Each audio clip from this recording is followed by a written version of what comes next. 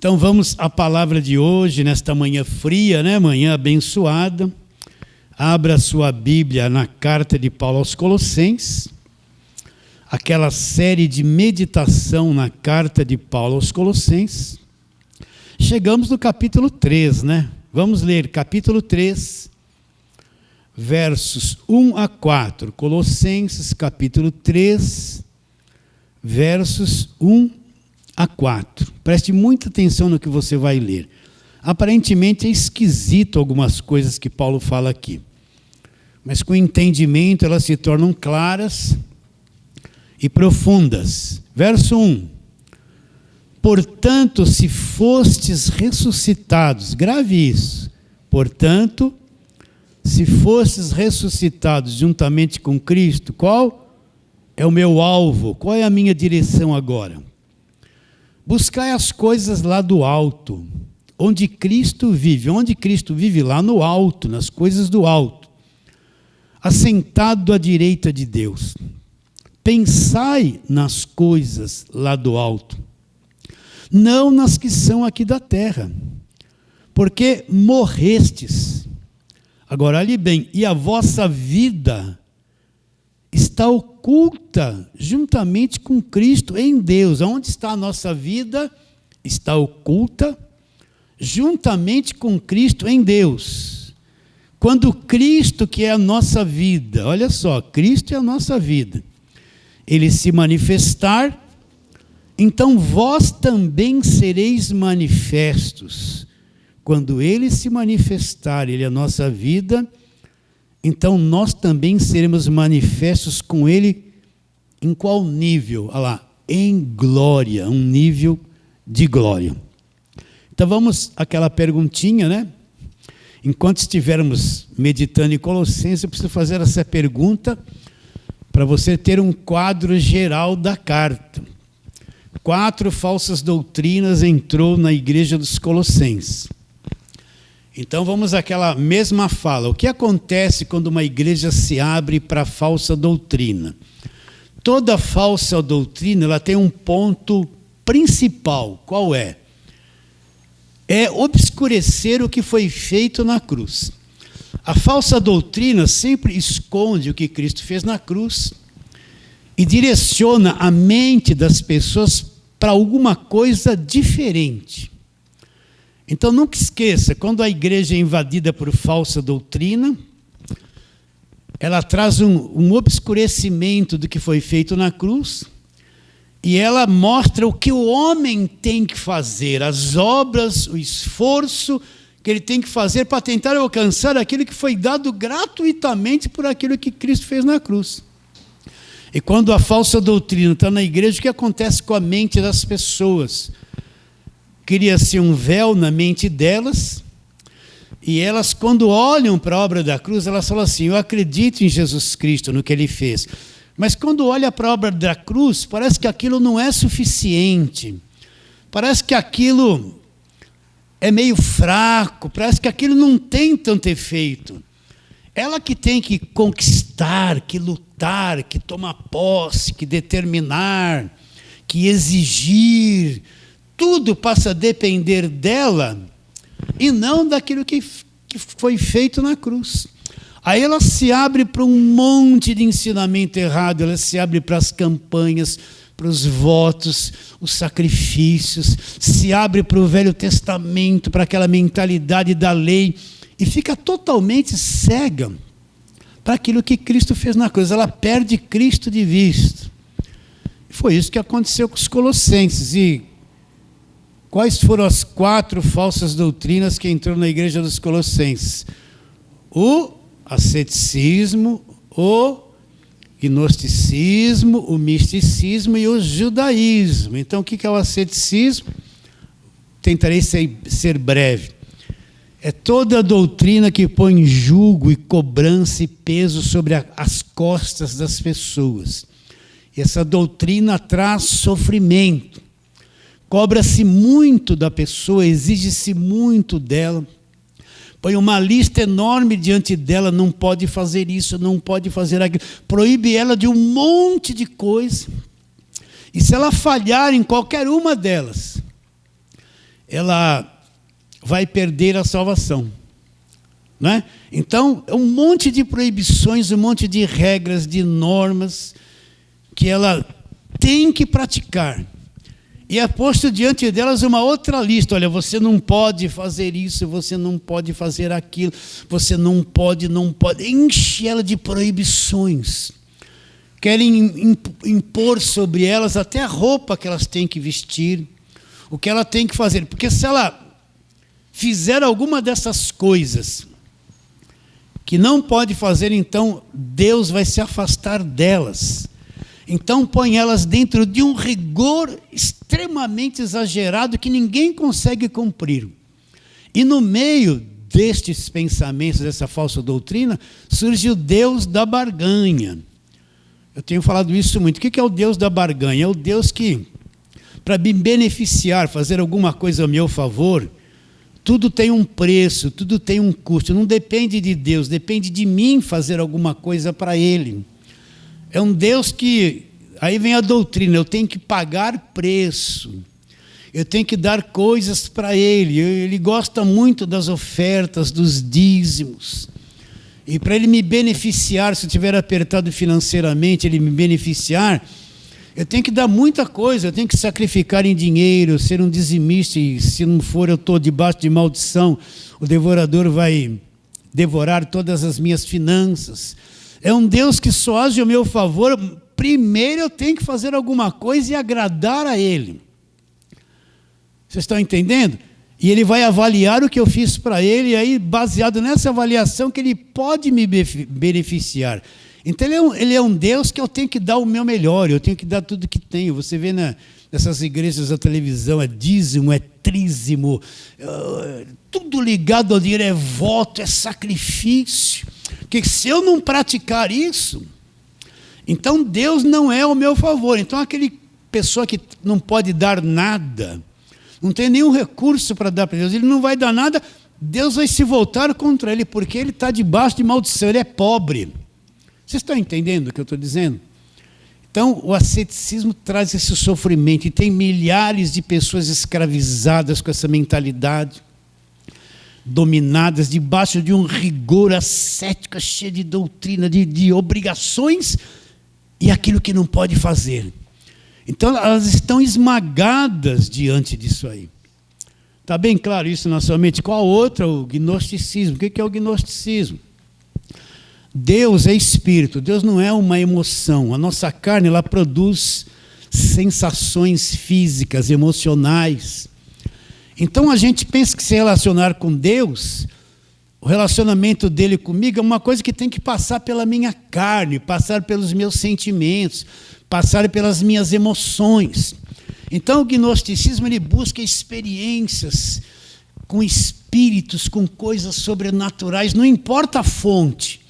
Então ele quer sentir coisas, ele quer se emocionar, ele quer sentir um calor de Deus, um arrepio, ele quer que Deus queima ele no fogo. Então ele treme, ele quer gritar, ele quer chorar, ele quer aquelas músicas que grita, que pula, que mexe com as emoções dele. Ele não entende que Deus não é uma emoção, não é um sentimento. Então, quando ele sente alguma coisa boa, ele fala, Deus está comigo. Quando ele se sente mal, e a maior parte das vezes nós mais nos sentimos mal, sim ou não? Então, quando ele se sente mal, Deus me entregou na mão do diabo, o diabo está na minha vida porque eu estou angustiado, eu estou preocupado, tem um demônio. Entende? Então, ele pensa que Deus é uma emoção. Ele não conhece a natureza humana, que a maior parte daquilo que a gente sente é estranho, é negativo, é ruim, às vezes contra nós mesmos. Então, o gnosticismo que é isso, aí que vem essas coisas pentecostais, todo mundo tremendo, gritando, sapato de fogo, e no meio de tudo isso, desse ambiente de gritaria, surge aqueles que qualquer coisa que vem na cabeça dele vai falar que é uma visão de Deus. Deus está falando com ele, Deus mandou te dizer, Deus me revela.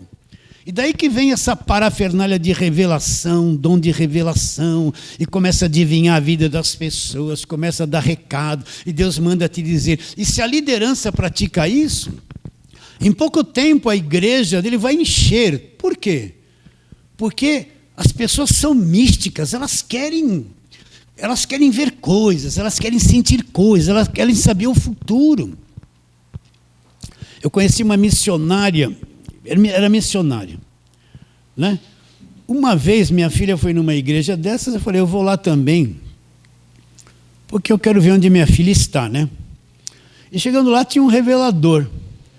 Essa missionária eu tinha conhecido ela há mais de 20 anos atrás, né? Inclusive a gente financiava para ela o país que ela ia, a gente ajudava e tal.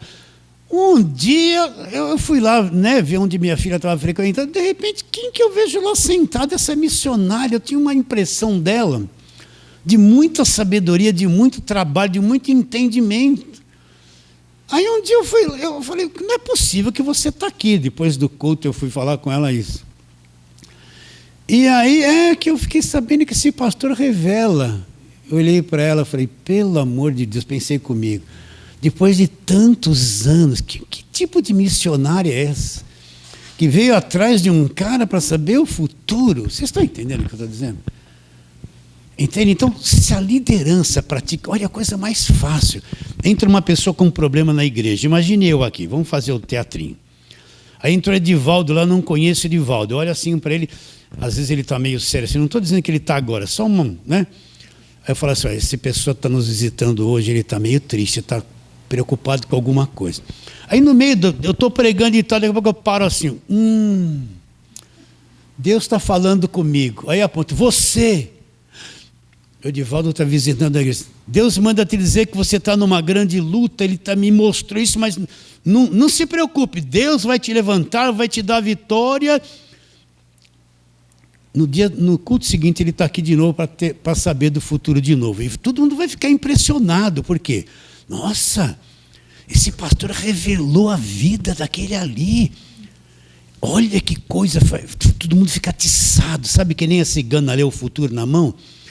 Aí no outro culto, uma outra pessoa tal, aquela coisa toda, rabacanda, Deus manda você de camisa amarela, está lá uma mulher de camisa amarela, blusa amarela.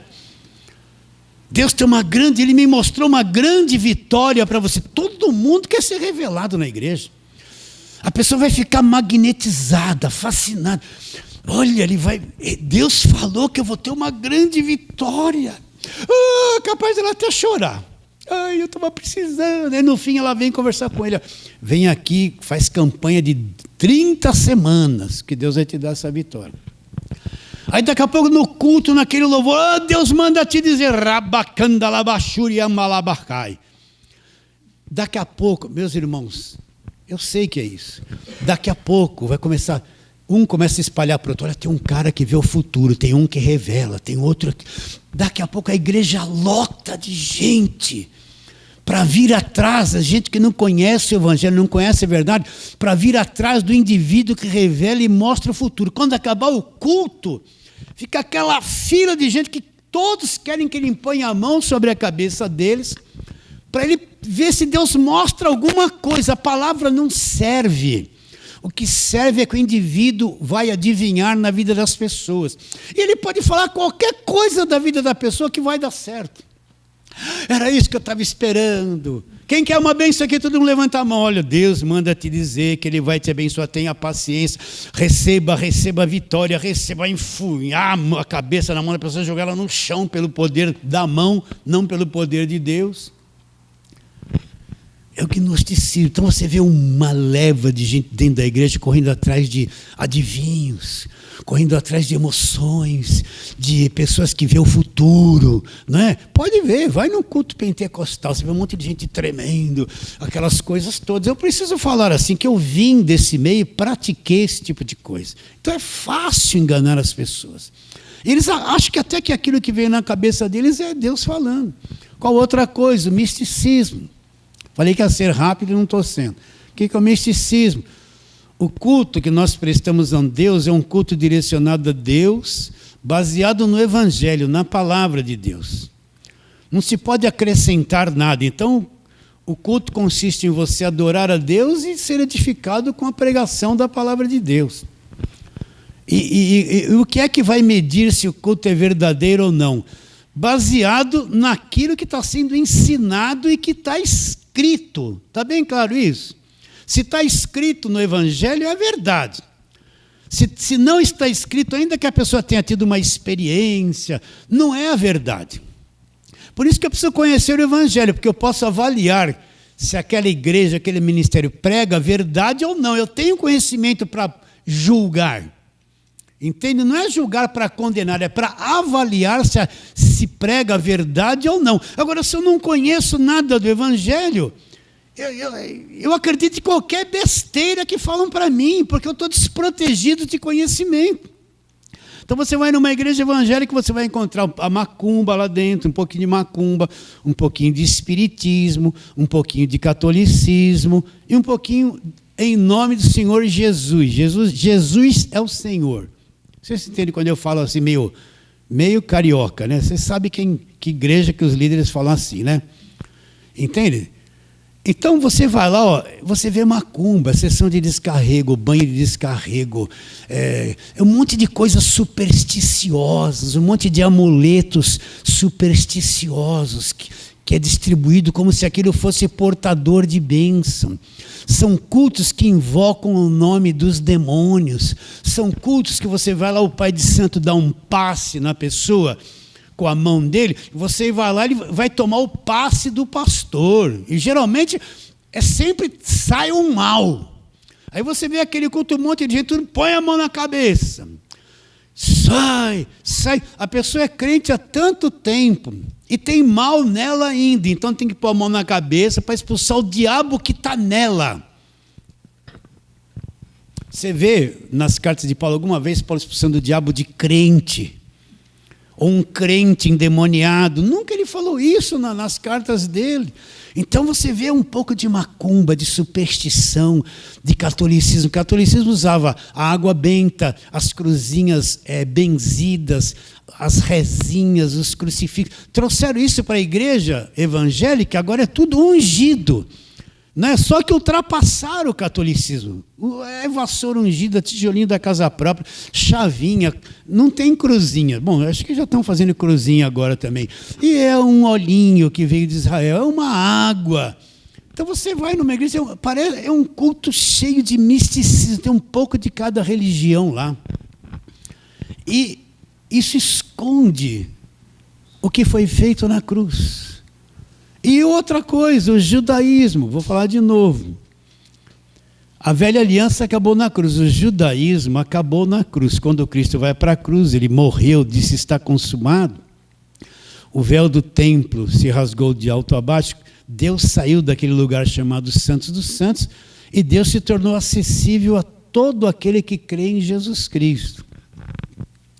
E Paulo fala em Romanos 10,4, o fim da lei é Cristo. Quem falou isso? Paulo. Quem era Paulo?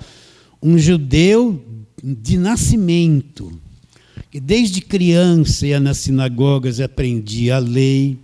Ele fala em Gálatas capítulo 1, que da idade dele, na nação dele, não tinha ninguém que ultrapassava a estatura de conhecimento e de prática do judaísmo que ele tinha. Então ele conhecia tudo de judaísmo. Ele foi um que perseguiu a igreja, consentiu na morte de Estevão e estava com cartas no caminho de Damasco para prender aqueles que acreditavam em Jesus. Tinha ódio do cristianismo. No caminho, no meio do caminho, ele não estava se arrependendo, ele não estava orando, ele não estava buscando a Deus, ele não estava dando glória. Jesus se manifesta, aparece para ele, ele cai por terra e dali para frente ele vai explicando que ele teve revelação do Evangelho da graça de Deus. Então ele era um judeuzão ferrenho, guardador de lei. Quando ele encontrou Jesus, e Jesus revelou o Evangelho para ele, ele viu que tudo aquilo que ele acreditava havia se acabado. Ele viu que todas as práticas da velha aliança, tudo aquilo, quando Cristo vem, aquilo tudo se cumpriu e o próprio Cristo acabou com tudo aquilo na cruz. A mentalidade da velha aliança, do judaísmo, acabou na cruz. Começa-se um novo testamento, uma nova aliança, uma revelação da graça de Deus intensa, No judaísmo, tudo dependia do comportamento do homem, era o esforço do homem. Na nova aliança, o esforço do homem é inútil, porque é um esforço manchado. Tudo depende da graça de Deus, é pela graça de Deus. Então a velha aliança acabou. Eu sei que quando a gente fala assim, vão falar, então vou rasgar o Velho Testamento e dividir a Bíblia, só ficar com o Novo. Não, o Velho Testamento é útil, você tem que conhecer. Entende? Você tem que saber tudo aquilo ali, porém entendendo que na cruz tudo aquilo acabou. Eu não vou mais me submeter às doutrinas do judaísmo, porque eu vivo agora no Evangelho da graça de Deus. Está bem claro isso? Olha, se você entender esse ponto, que a velha aliança acabou na cruz, eu falo isso todo domingo, é que da cruz para frente começou a nova aliança, e aquelas práticas todas do passado, os sacrifícios, os votos, aqueles jejuns, o templo de Salomão, os sacerdotes, tudo aquilo, a morte dos animais, aquele sangue derramado, aqueles 613 mandamentos que existiam ali, tudo aquilo acabou na cruz, porque Cristo cumpriu tudo aquilo. Se você entender isso, a tua mente se abre para a nova aliança, se abre para a obra da cruz. Então, se eu pegar a igreja hoje e submeter a igreja à velha aliança, o que vai acontecer? Eu volto as costas para a graça de Deus e fico tentando agradar a Deus com uma prática daquilo que Ele mesmo fez terminar na cruz. Como Deus se relaciona comigo hoje? Com a velha aliança ou com a nova aliança? Com a nova aliança. Cristo é o meu relacionamento com Deus. Cristo abriu o novo e vivo caminho. Eu não vou me relacionar com Deus com festas judaicas, com práticas de sacrifício, com o sacerdote do Velho Testamento, com o templo de Salomão. Tudo isso aqui não tem mais relacionamento com Deus. Aquilo houve um período que foi válido, mas agora acabou na cruz. Então essas coisas entrou na igreja dos Colossenses. Eles perderam a visão do evangelho da graça de Deus. E Paulo escreve essa carta para quê? Para trazê-los de volta à sobriedade, mexer com a mente deles, para que eles venham entender o erro que eles cometeram. Até que nós chegamos nesse capítulo 3 de Colossenses. Vamos ler de novo, verso 1. Portanto, se fosses ressuscitados juntamente com Cristo, buscai as coisas lá do alto onde Cristo vive, assentado à direita de Deus. Pensai nas coisas lá do alto, não nas que são aqui da terra. Porque morrestes e a vossa vida está oculta, guardada com Cristo em Deus. Onde está a tua vida? Onde você está? Oculto, guardado com Cristo em Deus. Quando Cristo, que é a nossa vida, se manifestar, então vocês serão manifestos em glória. Então, agora Paulo dá uma direção extraordinária. Ele muda o assunto e mostra uma verdade gloriosa aqui. Portanto, se fosses ressuscitados juntamente com Cristo, qual é o meu alvo agora? Buscar as coisas de uma outra dimensão. Buscar as coisas dos lugares celestiais, as coisas lá do alto, de um outro conhecimento. Então, vamos trabalhar nisso aqui. O que é ser ressuscitado com Cristo? Pastor, eu estou vivo, você pode perguntar. Eu estou vivo. Como assim eu fui ressuscitado com Cristo? O que é isso, ressuscitar com Cristo? Né? Onde ocorreu essa ressurreição? É aquela, quando Jesus Cristo voltar, os mortos serão ressuscitados e os vivos serão transformados. Está lá em 1 Tessalonicenses. Não é isso que Paulo está dizendo. Paulo está querendo dizer que agora que eu creio em Cristo, eu saí do meio dos mortos.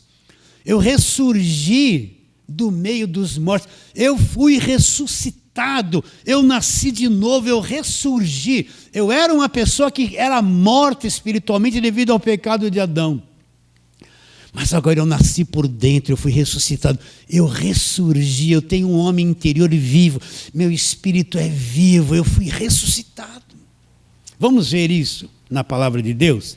Então vamos lá, vamos abrir Efésios capítulo 2. Volta um pouquinho, você já vai encontrar Efésios. Efésios capítulo 2, Paulo mostra o nosso estado. Verso 1, vamos ler bastante coisa aqui do capítulo 2. Efésios 2, verso 1. Paulo diz assim, o que Deus fez por nós, o que Cristo fez por nós? Olha lá, Ele nos deu vida. Quando é que Ele me deu vida? Que vida Ele está falando? Essa vida terrena? Não, é uma vida espiritual. Qual era a minha condição? Qual é a condição de uma pessoa que não crê em Cristo e não tem viva a vida espiritual? É a condição de morte. Ela está morta. Se você encontrar, você pode ter um parente seu, pessoa boa, amiga, mas se ele não nasceu de novo, se ele não está vivo pela fé em Cristo, espiritualmente falando, ele é um morto, ele está morto com relação a Deus. Então ele diz assim, Ele nos deu vida quando? Quando nós estávamos mortos nos delitos e pecados.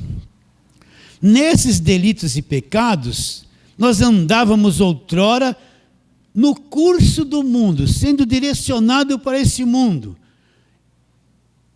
Andasses outrora segundo o curso desse mundo, olha lá. Quem é que estava liderando o curso desse mundo? Olha lá, segundo o príncipe da potestade do ar, o espírito que agora atua em quem? Em nós, na igreja, não. Atua nos filhos da desobediência. Nós não somos mais os filhos da desobediência. Então, parei um pouquinho. Então, nós estávamos mortos nos delitos e pecados. Você lembra a vida que você tinha antes de conhecer a verdade? Você trabalhava, tinha uma vida normal. Mas quando se falava em Deus, havia uma morte dentro de você. Você não tinha nem noção. Você poderia servir ao espiritismo, ser um católico, um macumbeiro, até gostar da religião que você praticava. Mas se tratando de Cristo, da morte dele na cruz, do verbo que se fez carne, aquilo era estranho, você era morto para tudo isso, você andava dentro de uma morte. E você seguiu o curso do mundo, normal, seguindo o curso do mundo. Estava morto, não conhecia nada de Jesus Cristo. Eu ia na igreja católica, eu via lá aquela imagem do Cristo lá no altar, com aquele sofrimento, aquele coração passando uns espinhos assim, ele assim morto. Desde criança, eu ia lá, punha a mão nele, dava um beijinho assim no pé dele, que todo mundo fazia isso, né? Estava morto para Cristo. Então nós estávamos mortos, você era morto devido ao que Adão fez na cruz. Você já nasceu morto, se tratando das coisas do Evangelho, entende isso? Eu não tinha nenhuma vontade de conhecer a Deus, eu estava totalmente morto. Agora Deus interviu na minha vida, eu criei em Cristo, Ele me deu vida na condição que eu estava morto, nos delitos e pecados. Segui o curso do mundo. Naquele tempo falar mentira era uma coisa normal, era até gostoso, dava até para ganhar um dinheirinho falando mentira, né? Cobiçar a mulher do próximo era gostoso, e a mulher cobiçar o marido da próxima era gostoso, né? A gente vivia se odiando, brigando, era tudo normal, gostava de odiar as pessoas, tinha um monte de inimizade, estava morto. Éramos governados pelo príncipe da autoridade do ar, o espírito que agora atua em quem? Não na igreja.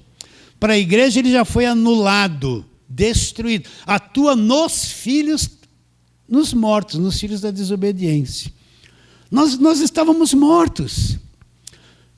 Você consegue enxergar isso? O que é um morto? Você vai lá no velório, a pessoa está no caixão, mas não é mais ela, aquilo vai voltar ao pó.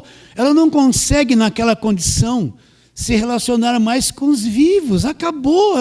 Esse era o nosso estado com relação a Deus. Estávamos totalmente mortos. Não tínhamos nenhum relacionamento com o mundo invisível, o mundo de Deus. Não tínhamos fé em Jesus Cristo. Nós éramos mortos. Deus olhava para nós e via um monte de mortos, de cadáveres. Essa era a nossa condição. Sem reação nenhuma, né? Agora ele nos deu vida, continua a leitura. Verso 3, entre os quais também todos nós andávamos segundo as inclinações da nossa carne. A gente vivia para satisfazer a nossa carne, o nosso corpo, fazendo a vontade da carne e dos pensamentos.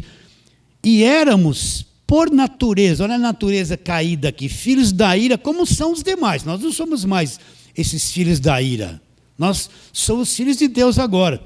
Ah lá, mas Deus, sendo rico em misericórdia, por causa do grande amor com que nos amou, e olha o nosso estado, estando nós mortos nos delitos, o que ele fez? Nos deu vida juntamente com Cristo, junto com Cristo, não foi nada separado. Ah lá, pela graça sois salvos. E juntamente com ele nos ressuscitou e nos fez assentar nos lugares celestiais em Cristo. Então, aonde que acontece essa ressurreição? Se a Bíblia está dizendo que nós somos ressuscitados, ele nos deu vida. Então Deus vem até nós, nos desperta, nós cremos em Cristo, entendemos o Evangelho, ele nos deu vida, nós somos ressuscitados. Deus olhava e via um monte de mortos. Então ele nos chamou, nos deu entendimento, a fé brotou em nós, ele nos tirou dos mortos, nos ressuscitou. Aonde acontece isso? Não é uma coisa física, é uma coisa lá no nosso homem interior, no mundo interior. Então nós somos ressuscitados com Cristo. Quando eu creio em Cristo, ele ressuscitou e quebrou o poder da morte, e nós somos ressuscitados pelo poder de Deus. Você é uma pessoa que ressuscitou junto com, não é sozinho, não é isolado. A fé em Cristo, ele se torna a tua ressurreição. Então nós acordamos. Quando Nicodemos foi ver Jesus em João 3, Nicodemos diz o quê? Rabi, sabemos que és mestre, vindo da parte de Deus. Ninguém pode fazer esses sinais que tu fazes se Deus não estiver com ele. O que Jesus disse para Nicodemos? Quem era Nicodemos? Um dos principais judeus, um mestre, um ensinador, uma boa posição religiosa na sua nação. Mas Jesus disse assim para ele, conhecia todo o Velho Testamento, era um praticante da lei, mas era morto. Aquele conhecimento que ele tinha não dava vida para ele. Jesus falou o que para ele? Nicodemos, se você não nascer do alto, ou nascer de novo, ou nascer do Espírito, você nunca vai me entender.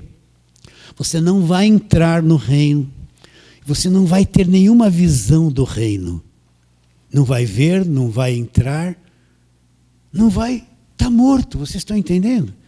Se você não acontecer isso dentro de você, você não vai entender. Então presta atenção, para entender o Evangelho, já expliquei isso tanto, se a pessoa não for ressuscitada, não nascer de novo, ela não vai entender, não adianta, pode estar dentro de uma igreja evangélica, se não acontecer isso dentro dele, ele está lá fazendo as campanhas dele, os votos, as correntes, ele até chora quando canta, ele acredita no pastor, o pastor é o homem de Deus, é daquele que tocar no ungido de Deus, ele está lá, ele canta, ele vai ser um religioso até fervoroso, mas ele não vai ver, ele não vai entrar. No passado nós fomos isso, nós vivemos isso, eu vivi isso no passado. Mas quando nasce, quando acontece aquilo dentro de nós, quando nós somos ressuscitados, Deus nos chama dentre os mortos, junto pela fé em Cristo. Então, você acorda, você está vivo, Cristo se torna real. O mundo espiritual se torna vivo para você. Você começa a entender Deus. Você começa a se comunicar com Ele. A Bíblia começa a se abrir. O Evangelho começa a se abrir. Você ressurgiu dos mortos. Foi ressuscitado juntamente com Cristo. Aí ele fala, o que é nascido da carne, é carne, nasce morto. Mas o que foi ressuscitado, o que nasceu de novo, o que ressurgiu pela fé em Cristo é espírito, é espírito. Então você é um homem espírito, você está preso nesse corpo de carne. E esse corpo de carne ele é muito violento nas suas emoções, nas suas sensações, na cobrança que ele tem. Então nós vivemos muito enclausurados por essa carne. Essa carne tem que comer o dia inteiro, ela tem que beber água, ela tem que se alimentar, ela é extremamente preocupante com tudo, ela sente dor, ela fica enferma, é um processo esmagador que todo dia você está preso num corpo te cobrando o tempo todo. E parece que quase você não vê o seu homem interior, porque ele é delicado, não, ele é tão profundo em você, ele está vivinho lá, é o teu espírito. Porém, a carne é uma coisa agressiva que o encobre. E você vive a maior parte do tempo nessa tensão da tua natureza, cobrando, e tem que tomar café, e tem que almoçar, e tem que jantar, e tem que dormir, e abre a boca, e está com... É uma perturbação, esse corpo é uma perturbação. Você quer fechar os olhos e adorar a Deus, mas daqui a pouco a tua carne está inquieta, né? Você está lá no WhatsApp e não está com sono, fechou os olhos para orar, a carne não suporta, a carne é uma coisa terrível. Está assistindo a televisão e está assim, vai orar, a carne é contrária. Então você não tem assim, como você sente a carne, você não sente esse homem que ressuscitou, esse homem interior. Mas ele existe, você é além do teu corpo, é o homem interior do coração, que nós já falamos muito isso. Esse é o que ressuscitou dos mortos. Você foi chamado, você vivia morto nos delitos e pecados com toda a raça humana caída.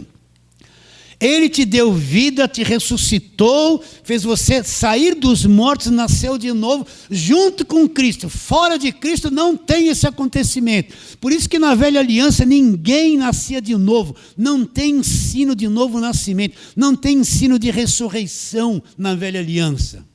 Porque lá não podia acontecer isso. Cristo não havia pago o preço, morrido na cruz, trazido esse conhecimento à tona pelo Evangelho da graça de Deus. Então, o que é ser um crente verdadeiro? Presta atenção, vou fugir um pouquinho. É o quanto você vive pelo teu homem interior. Presta atenção. O seu homem exterior é briguento, quer só os direitos dele, é nervoso, xinga, briga, né? Você é uma víbora, não é? Ou sou só eu? Não, acho que nós somos todos, né? Porque a gente não acha que a gente é uma víbora, mas você faz coisas estranhas, não faz? Sim ou não? Né? Agora, perdi o ponto aqui. Perdi o ponto. Por falar, quando eu falo dessa natureza terrena, é uma coisa terrível. Fala, Edivaldo. Ah, sim. Boa, Edivaldo. Ainda bem que eu tenho vocês aí. Então, o que é o ser o cristão? É o quanto eu vivo pelo meu homem interior. É o quanto, quando eu vou lidar com uma pessoa, se vai ser a carne nervosa que vai lidar, ou vai ser o meu homem interior manso, tranquilo. É o quanto, quando alguém pede alguma coisa para mim, me pediu R$50, o que a minha carne vai fazer? Eu não gosto de dar R$50, não é? Mas o meu homem interior, ele é calmo, ele vai dar e às vezes nem quer de volta. Vocês estão entendendo o que eu estou dizendo? Isso aí acaba com qualquer orgulho na carne. É a forma que você trata as pessoas, é a forma que você é dentro de casa, é a forma que você relaciona com a sociedade, com o mundo. O verdadeiro cristão, o que Deus quer é que esse homem interior se externe.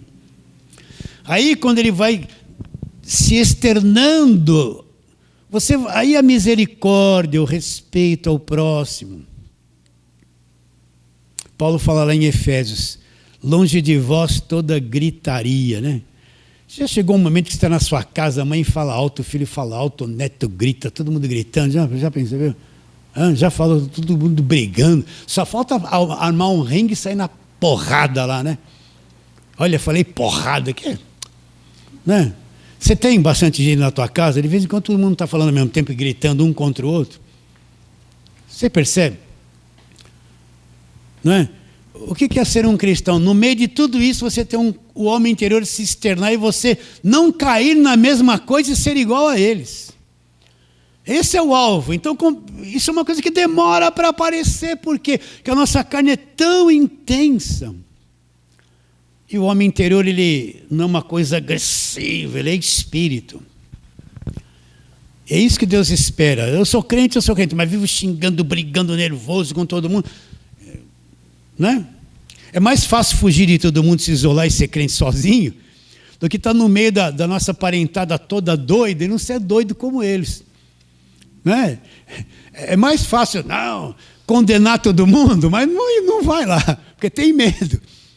E está lá no meio deles e ser uma pessoa normal, onde todo mundo olha e fala assim, puxa, esse cara é equilibrado, é manso, não xinga, mesmo sendo italiano. Quem tem descendência de italiano aqui? Fala alto, fala demais, né? Eu sou desse, o nariz é assim, ó, meio narigudo, né? Isso é o verdadeiro cristão, é quando eu vou expressar meu homem interior expressa Cristo. Esse é o homem interior. Esse é o ressuscitado com Cristo, é o que nasceu de novo. Não é o quanto ele tem de aparência. Você pode vestir uma mulher da santidade pentecostal, cabelo até a cintura, manga até aqui, saia até o pé, não pode pôr saltinho, não passa um esmalte no dedo, não passa um batom, ela ser branca daquele jeito, não passa nenhum creme no rosto, é santa, mas por dentro está a víbora. Isso não é santidade. Santidade é o seguinte, eu vou me vestir normalmente, porque de dentro para fora, eu tenho liberdade de pôr qualquer roupa, eu não ponho, porque meu homem interior me ensinou até onde chegar, até que limite, como falar. Vocês estão entendendo? Não é proibir a pessoa de um monte de coisa, solta eles, solta tudo. E o homem interior, o ressuscitado, é que vai pôr em ordem tudo isso que é do lado de fora. Isso leva tempo para começar a aparecer os primeiros sinais da nossa vida. Então nós ressuscitamos com Cristo. Estamos assentados com Ele em espírito nos lugares celestiais, acima de todo poder, domínio. Por isso que eu falo, esse crente ressuscitado não perde a salvação. Diabo algum toca nele, bruxaria, macumba, inveja. Tudo isso é superstição, que não é o evangelho, que põe medo, escraviza e atormenta a cabeça das pessoas. Esse que ressuscitou com Cristo, que foi chamado da morte, chamado de entre os mortos, está vivo, nasceu de novo, foi ressuscitado com Cristo. Se aconteceu isso comigo, Paulo está dizendo. Aconteceu isso com você? Então volta no texto lá. Não, nós estávamos lendo Efésios. Vamos ler um pouquinho mais. Ah lá, vou ler de novo. Estando nós, verso 5 de Efésios 2, estando nós mortos em nossos delitos, nos deu vida juntamente com Cristo. Ela nos deu vida, nos chamou da morte, nos ressuscitou. Pela graça sois salvos. Tudo isso é a graça de Deus, é a ação de Deus. Juntamente com Ele nos ressuscitou, nos tirou da morte e nos fez assentar nos lugares celestiais em Cristo, para mostrar nos séculos vindouros a suprema riqueza da sua graça, em bondade para conosco em Cristo Jesus. Agora vem o nada do homem e tudo de Deus, porque pela graça sois salvos, mediante a fé.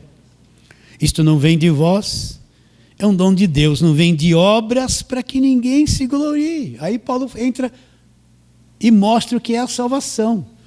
Eu sou salvo pela graça de Deus, Ele fez isso por mim, Ele me deu vida, me ressuscitou, me chamou, me fez assentar nos lugares celestiais em Cristo.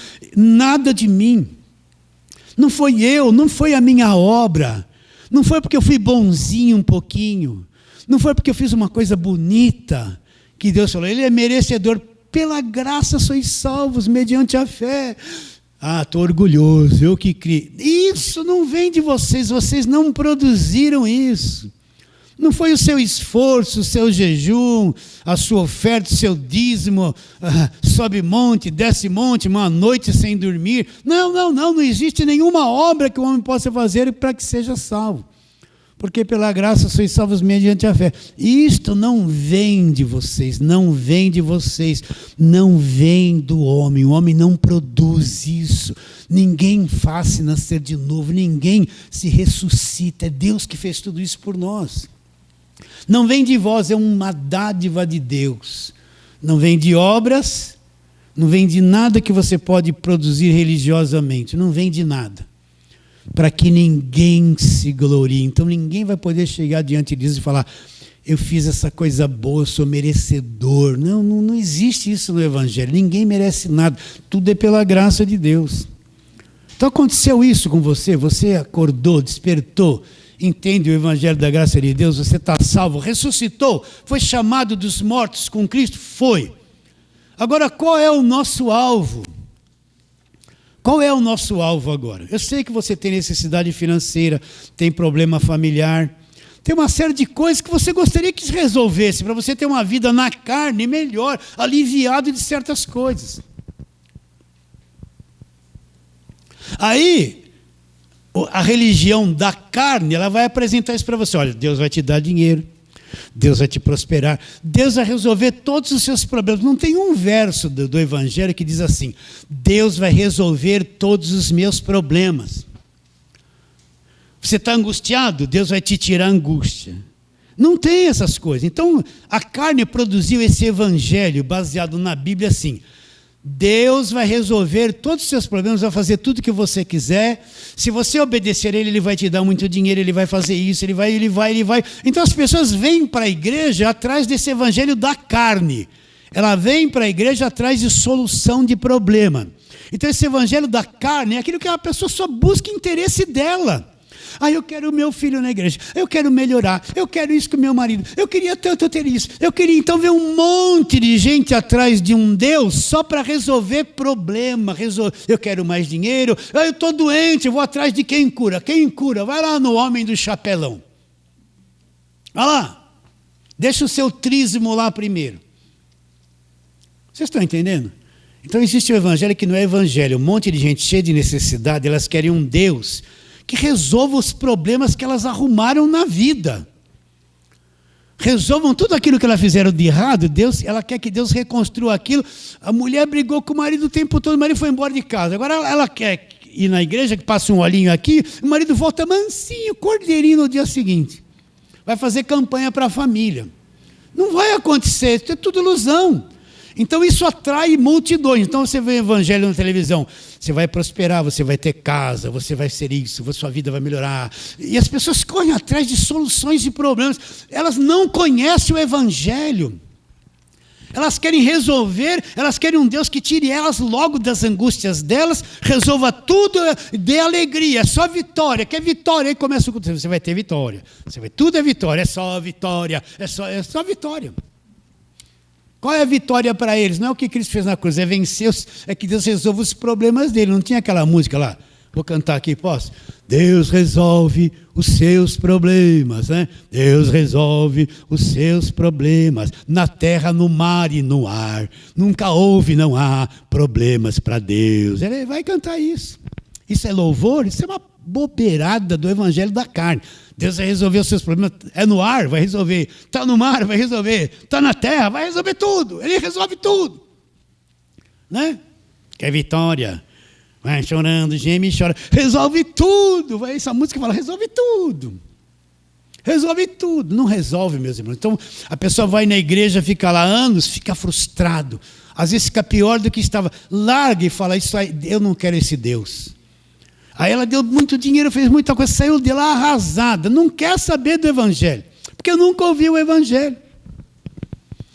Agora, se eu ressuscitei, eu sei que tem problemas que são perturbadores na nossa vida. Tem coisas que nos acompanham. Problemas familiares são perturbadores, incomoda. Como a gente gostaria que se resolvesse. Como a mãe e o pai gostariam que aquele filho que não quer saber de nada, quisesse saber de alguma coisa. Não é? Que aquela doença terrível fosse curada, e não é, já pediu muito, não vem a cura. Seria um alívio, não seria? Agora, o que Paulo fala? Se vocês ressuscitaram juntamente com Cristo, buscai as coisas, em qual nível? Lá do alto. E não as que são aqui da terra. Ninguém vai ler. Quem prega só prosperidade não vai ler isso para você. Nunca vai ler isso na igreja. Ele vai dizer, prosperado. Deus vai resolver os seus problemas aqui na terra. Então o que Paulo está dizendo? Se eu sou essa nova criação, se eu sou esse novo homem, se eu ressurgir com Cristo, fui chamado dos mortos, ressuscitei, nasci do alto, então tem que ter uma coisa, no meio de toda essa vida terrena que eu tenho que buscar as coisas lá do alto, tem que haver uma intensidade dentro de mim, em conhecer essa outra dimensão, em conhecer o mundo de Deus, o mundo invisível de Deus. Como é, pastor, que eu vou conhecer? É só fechar os olhos e falar assim, me revela a Deus? Não. Por isso que aprendendo o Evangelho da graça de Deus, o Evangelho da graça de Deus me revela as coisas do alto. A não perda de salvação é uma coisa lá do alto. A justificação e a salvação é uma coisa lá do alto. A redenção é uma coisa lá do alto.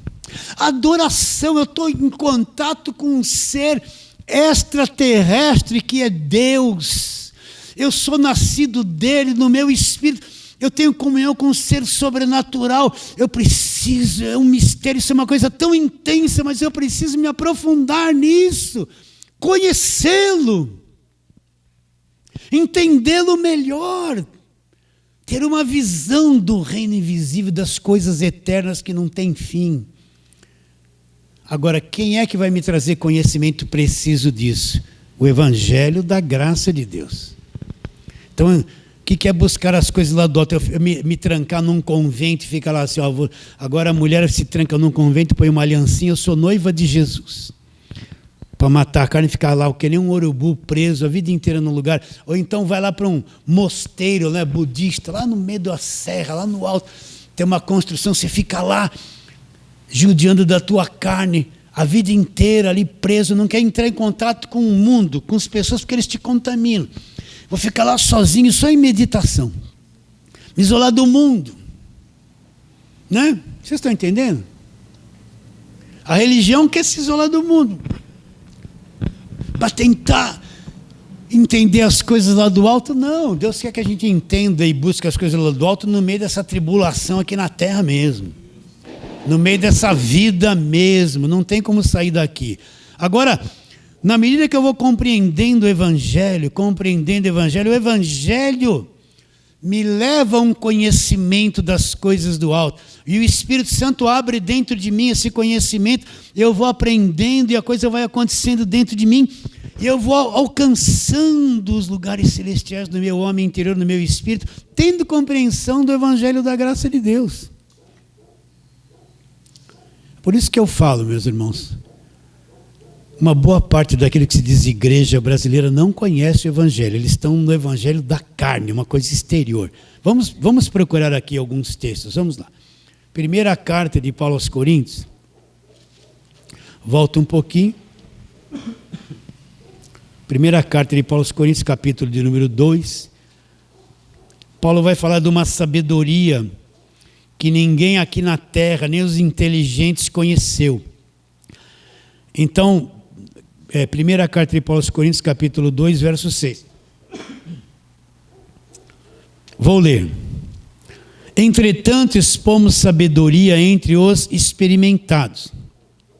Não, porém, a sabedoria deste século, nem dos poderosos desta época, que se reduzem a nada. O que Paulo está dizendo? Que ele está expondo uma sabedoria, ele é pregador do Evangelho. É uma sabedoria que nem os mais inteligentes, nem os mais sábios da terra com a sua mente humana conhece. Aí ele diz, mas falamos, verso 7, a sabedoria de Deus em mistério. Era uma coisa lá, outrora oculta. Essa sabedoria, essa pregação do Evangelho, esse conhecimento do Evangelho era um mistério que em outro tempo estava oculto, ninguém conhecia, estava oculto. Por isso que eu falo, aqueles heróis do Velho Testamento, a maior parte nunca entendeu com clareza esse Evangelho da graça de Deus. Elias não entendeu isso. Vocês estão entendendo? José não entendeu isso. Gideão não entendeu isso. Davi teve a promessa que dele sairia um rei com um reino eterno, mas não entendeu a grandeza do Evangelho da graça de Deus, porque era uma sabedoria oculta. Ela só seria revelada depois do sacrifício da cruz. Então vou ler o 7 de novo. Mas falamos da sabedoria de Deus em mistério, ela outrora oculta, a qual Deus preordenou desde a eternidade passada para quem? Para a nossa glória. Glória de quem? A igreja já existe aqui, Jesus já foi para a cruz, já surgiu a igreja e Deus está abrindo o entendimento dessa sabedoria que estava oculta. Sabedoria essa que nenhum dos poderosos desse século conheceu. Porque se tivesse conhecido, jamais teriam crucificado o Senhor da glória.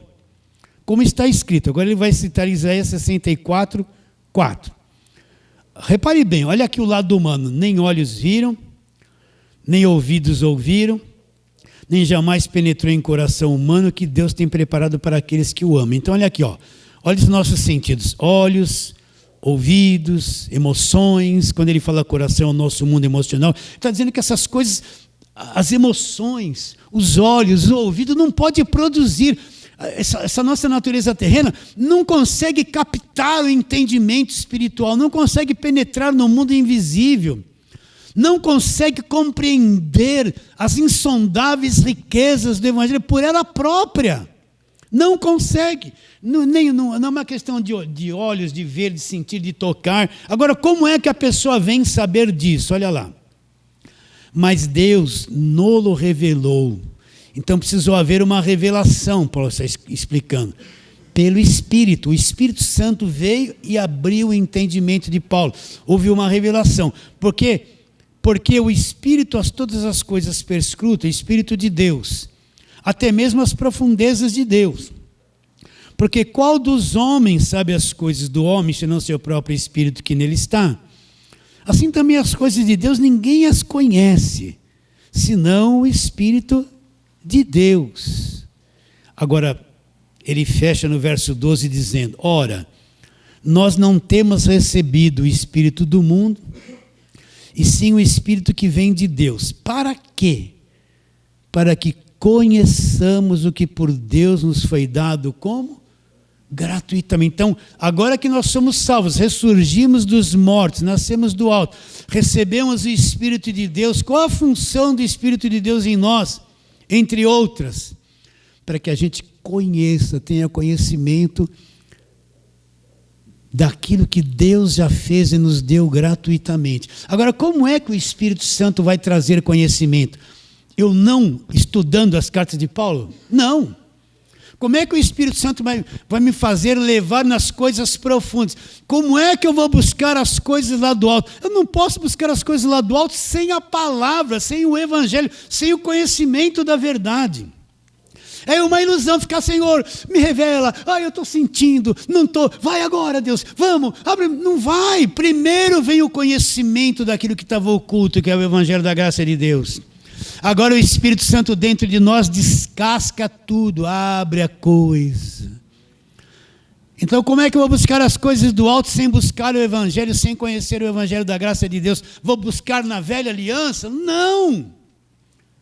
Lá o véu está posto, eu não consigo passar além do véu com a mentalidade da velha aliança. Como é que o Espírito vai abrir no meu entendimento? A palavra vem, eu conheço, o Espírito Santo fala assim, tchum, ele abre dentro de você o conhecimento. O ressuscitado recebe instrução, conhecimento, vai crescendo de dentro para fora. Por isso, o Evangelho é uma coisa interior dentro de cada um de nós, é um conhecimento interior de cada um de nós. Não se restringe o Evangelho a proibições externas, um monte de coisas externas, rituais externos. Isso não é Evangelho. Evangelho é um conhecimento que o Espírito Santo vem e me abriu dentro de mim esse conhecimento. Às vezes externamente é totalmente ao contrário da vida natural, é o oposto da vida natural. Não se encaixa na vida natural o Evangelho, mas no Espírito eu conheço. Então como é que eu vou buscar as coisas assim, do alto, conhecendo o Evangelho? Por isso que a vida espiritual é uma vida com uma certa disciplina. Eu não posso ser um relaxado, entende? Por exemplo, nós estamos gravando tudo isso aqui. Então você tem que rever isso aí 1, 2, 3, 4. Durante a semana, não deixa a tua mente ficar voando para tudo quanto é lado, entende? Pega isso que nós estamos falando, eu só vou te dar um ponto que você pode trabalhar. Tem que ter um tempo, é 1 hora, tem que ter um tempinho durante a semana. Para, reveja, abre na Bíblia, pausa, abre a Bíblia, onde está escrito, marca aqui, e vai olhando aquilo, e depois memoriza essas coisas. Sabe o que eu fazia antigamente? Eu tinha uma bibliona velha, eu fazia assim, bom, agora eu vou meditar em Efésios. Arrancava o Efésios da Bíblia, punha no bolso. Então, quando eu estava no metrô, em vez de ficar olhando assim, ó, sendo tentado olhar para outras coisas que não convém, ou então ficar lá, compra bala, compra isso, compra aquilo. Eu pegava, abria a Bíblia só num livrinho, né? Abria aquilo em Efésios, abria lá capítulo 1, dobrava no meio, ficava lendo capítulo 1, lendo uma vez, duas, três, ficava a semana inteira lendo a mesma carta. Aí quando dava aquela paradinha que o sono vinha assim, eu memorizava o versículo e meditava naquilo. Todas essas coisas que eu tenho falado para vocês, eu aprendi lá no metrô, às vezes num ônibus, 40 minutos para chegar no serviço, em vez de estar lá olhando assim, farol fechou, ia meditando naquilo num outro mundo. Então medita, é insistência na verdade. Por isso que eu fico repetindo, eu sei o que estou falando. Pode cansar a tua mente, vai cansar, mas que você vai aprender, vai aprender. Entende? Então o que é buscar as coisas do alto? Eu não posso ter uma vida relaxada, indisciplinada. Eu sou crente, sabe? Só domingo eu vou na igreja. Durante a semana toda eu fico... As redes sociais são uma coisa abençoada. Eu também fico lá no celular, também vejo um montão de coisa. Não é proibição. Mas no meio de tudo isso tem que ter um tempo onde eu vou acalmar minha mente, vou meditar na verdade, conhecer o Evangelho, me alimentar de Cristo, que é o Evangelho, buscar as coisas lá do alto, onde Cristo vive, pensar nas coisas lá do alto, pensar. O que é pensar? Você pega lá, Ele me libertou do império das trevas. Pare, pense, pare. Feche os olhos, me libertou do império das trevas, me transportou. O que é me libertar? Me libertar, me libertou de tudo, me transportou. O que é transportar?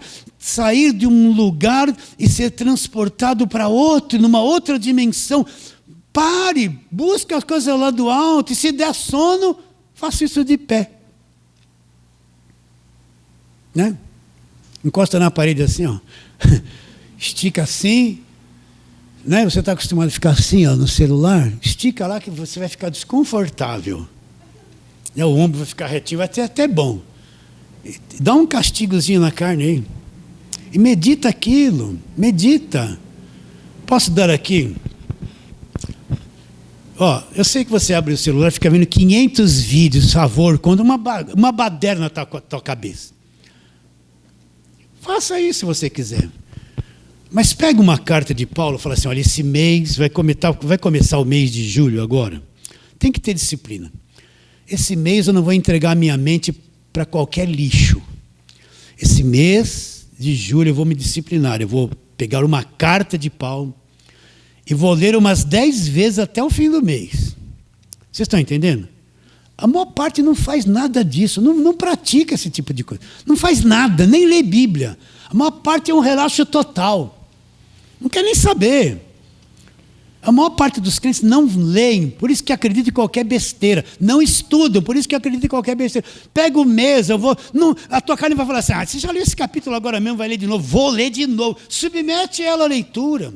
Prepara a tua mente, olha, eu vou ler essa carta esse mês todo, a minha carne vai dizer, não, para com isso, memoriza, eu vou ter controle, eu vou meditar nisso. Quando você estiver lendo o texto pela 10ª vez, a tua cabeça está assim, de novo, para, se concentra, não, tem algo aqui que eu não vi. E leia, medite isso. A vida espiritual é anos de meditação, é anos que você ficou aqui meditando, buscando as coisas lá do alto. Para ser um pregador, você tem que ter pelo menos uns 15 anos. Que trabalhou, que estudou, né? A pessoa pensa que ser pregador é isso. Foi na igreja, você vai ser pregador. Deus manda te... No dia seguinte já está assim, Deus manda te dizer, receba. Esse é o pregador que ele é. Não aprendeu nada. Vai ensinar o quê? Ralamantária, pronto. Abre a boca que eu te encherei. Vai fazer isso. Por isso que prega tanta besteira e leva todo mundo para o gnosticismo, para a loucura. Para começar a ensinar a palavra, pelo menos uns 15 anos de aprendizado, com calma, medita, interioriza a verdade, busca as coisas lá do alto, deixa o Espírito Santo abrir o teu entendimento. É o que a gente está fazendo aqui, ó. Eu fico pelo menos 1 hora falando, eu sei que a tua carne cansa, mas eu preciso falar. Porque esse arroz com feijão que eu estou pregando é coisa de mais de 30 anos que está na minha cabeça. Quando eu tinha programação de rádio aqui na região, eu pregava isso o tempo todo. É uma batalha para romper com os grilhões da mentira. para romper com os grilhões da mentira, gente. Né? Para você capturar a mente da pessoa com a verdade, é um bombardeio de evangelho até soltar as cadeias da cabeça dela. Não é coisa de um dia. É anos. Então pega, leia a carta durante um mês. Você vai ver que aquilo vai ficar... Como é que você vai memorizar as coisas? Já estou terminando. É revendo aquilo 10, 15 vezes. Aí você vai saber de cor a carta. De cor. Agora, de vez em quando... Eu sei que vocês não vão fazer, mas... Você ouviu o que tem que fazer, né? A vida espiritual não é uma indisciplina, um relaxo. Preciso ir do domingo na igreja para ouvir. Não. Domingo na igreja é só uma expressão daquilo que você foi durante a semana, do que você meditou. Chega com o coração ligado, recebe a palavra, acende aquilo dentro de você. Né? Se você ficar 10% do que você fica com o celular na mão, o dia inteiro, só 10%, olha quanto tempo. Olha quanto tempo, dá horas. Em cima de uma carta de Paulo por semana vai ser uma grande coisa. Então agora que eu ressurgir com Cristo, qual é o meu alvo principal? Só buscar as coisas aqui da terra? Não. Volta lá, vamos terminar onde começamos. Colossenses 3. Agora que eu ressurgi, ressuscitei.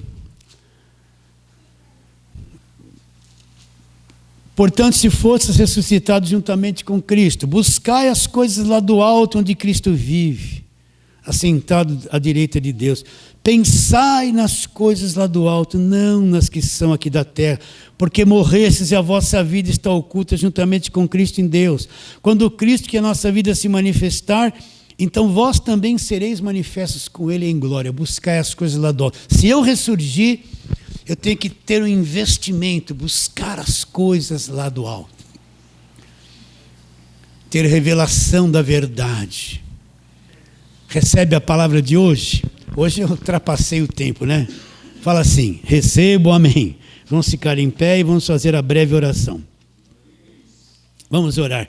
Pai querido, a nossa carne ela é oposta ao Evangelho, Senhor. Ela é oposta à disciplina de meditação, de leitura, de estudo. Ela é oposta a tudo, mas nos dê graça para que possamos crescer no conhecimento e na graça de nosso Senhor e Salvador Jesus Cristo. Abra o nosso entendimento. Eu quero orar por todos quantos este arroz com feijão pregado vai chegar como palavra. Abra o entendimento deles, que hoje, Senhor, pessoas sejam despertadas para a verdade do Evangelho da graça de Deus. Nós temos plena convicção que será assim. E oramos pela fé em nome de Jesus. Você diz amém.